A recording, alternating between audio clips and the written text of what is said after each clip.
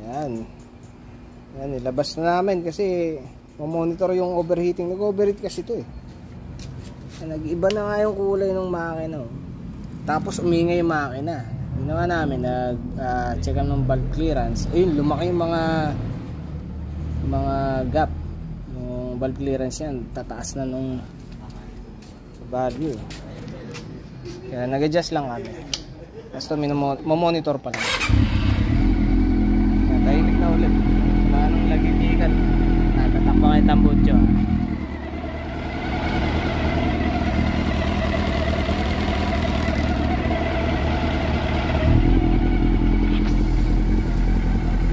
Monitor lang natin, hanip. Kasilag. Shoutout kay Dino na nag-paint job.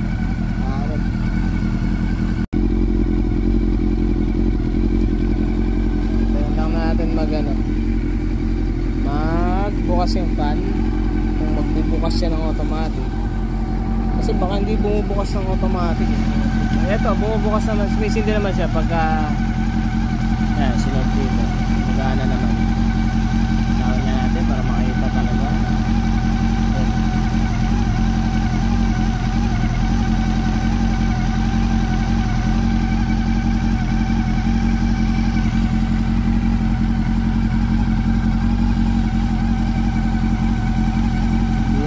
Kabilis uminit eh, oh.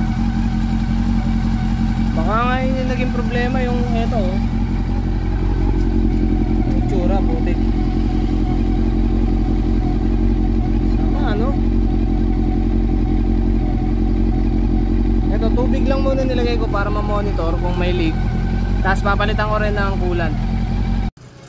Ayun, ayun, naging problema, putik. Ayan, oh, dun na naman, oh. Doon na naman, putik. Sa ano,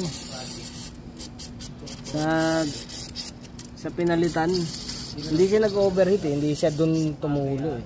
Kasi kung nag-overheat yan, mauuna doon eh. Yung cap muna, susuka doon sa cap, ibabato niya doon sa hose papuntang sa reservoir. Tapos tutulo niya dito.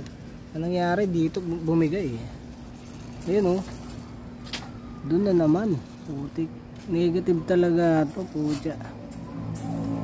Wala makakuha ng original.